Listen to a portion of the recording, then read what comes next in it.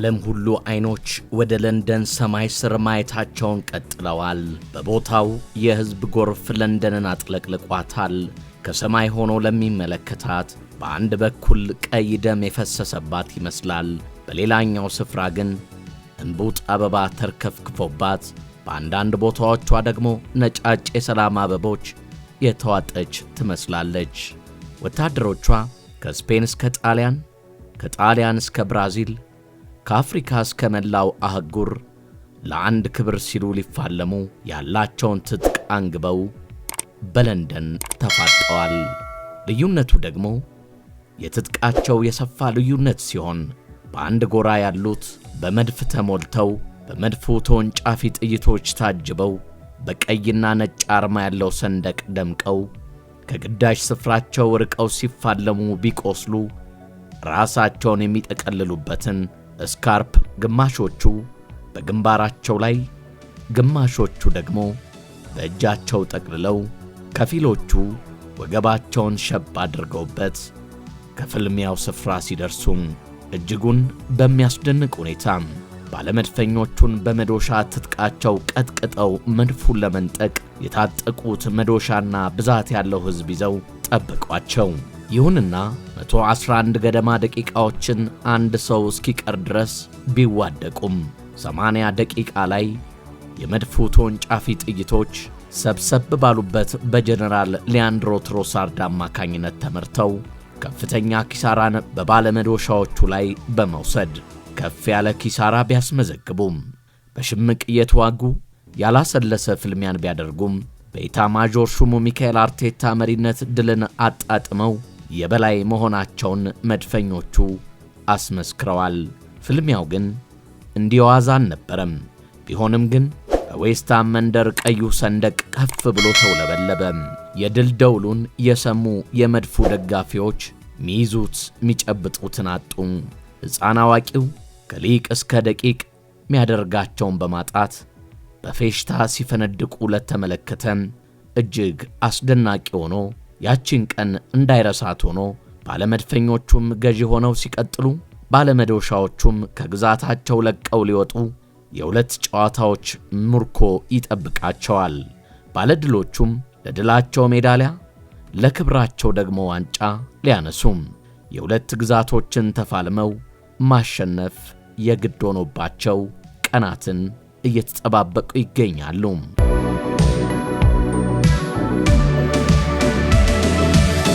የአርሰናል የአሸናፊነት ጉዞ እንደቀጠለ ነው። አርሰናል በብዙ አጣብቂኝ ውስጥ በፕሪሚየር ሊጉ የዋንጫ ጉዞ ላይ ቢገኝም በተለያዩ የአጨዋወት መልክ በየጨዋታው ወደ ሜዳ እየገባ ለተቃራኒ ክለቦች የማይጨበጥ የማይያዝ በመሆን በድል ጥላ ስር እየተጠለለ ፈተናዎችን እንዴት ማሸነፍ እንዳለበት ለብዙዎች እያስተማረ ይገኛል። መድፈኞቹ አሁን በመሪነታቸው 79 ነጥቦችን በመሰብሰብ በፕሪሚየር ሊጉ አናት ላይ መቀመጥ ችለዋል።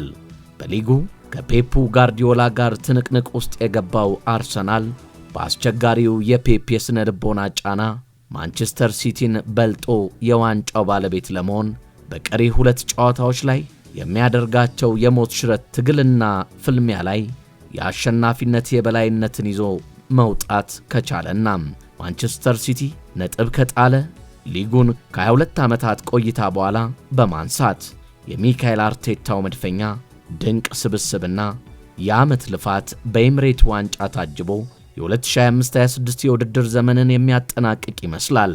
መድፈኞቹ ትናንት ምሽት በከፍተኛ የመውረድ ተጽዕኖ ውስጥ ሆኖ አርሰናልን የተፋለመው መዶሻዎቹም በሰፊው 90 ደቂቃ ይፈትኑታል ተብሎ የተገመተው በፈታኝ ጨዋታው ኮራጅ ለመላቀቅ ቢፈትኑትም የሚካኤል አርቴታው ስብስብ ግን እንዲህ በቀላሉ እጅ የሚሰጥ አልሆነም።